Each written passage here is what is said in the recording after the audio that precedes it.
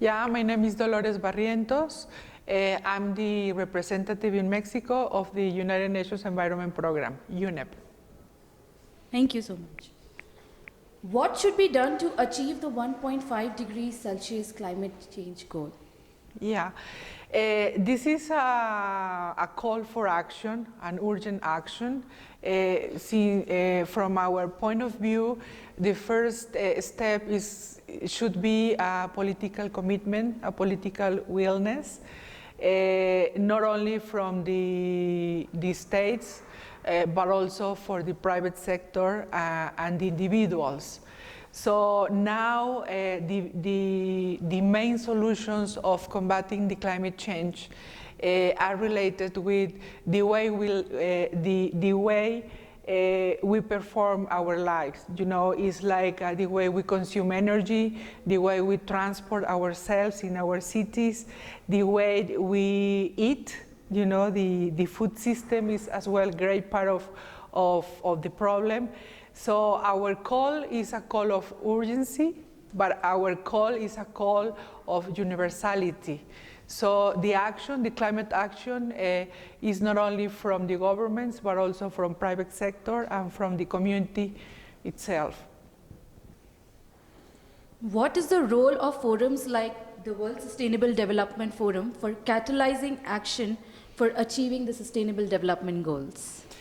Yeah, I think this forum is becoming a great forum, not only in Mexico and Latin America, but also in the rest of our planet, of our world. This forum, I would say, that has the leadership of congregate diverse nationalities, but not only policymakers, but also scientific society, the academia, young people is coming as well in this forum. So I think this is a common space of interchange of not only information, but also motivation. And for us, the motivation and the leadership given by Dr. Pachauri has been really, really fundamental in the global environmental agenda. So I'm grateful to be part of this forum, to collaborate with Dr. Pachauri and all his followers, not only his family, but also all of us. We are his followers, so we are really, really grateful. What should be the role of youth in achieving goals for climate ambition and climate action? Young people is the key of this. You know, now we are facing, I would say, a clash of generations.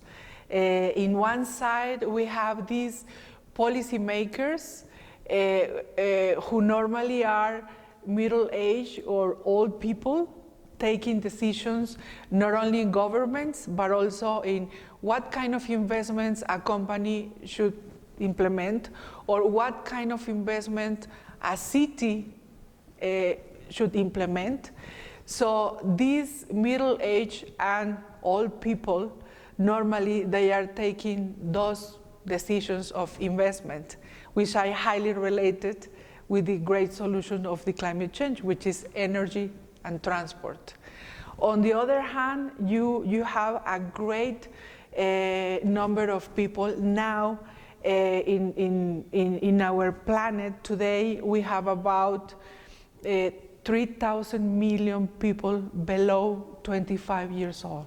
So imagine the powerful of the young people in our today's planet. So, but what is happening? It's happening that those young people don't have the power of having those decision making, not only in the politics, but also in the private sector.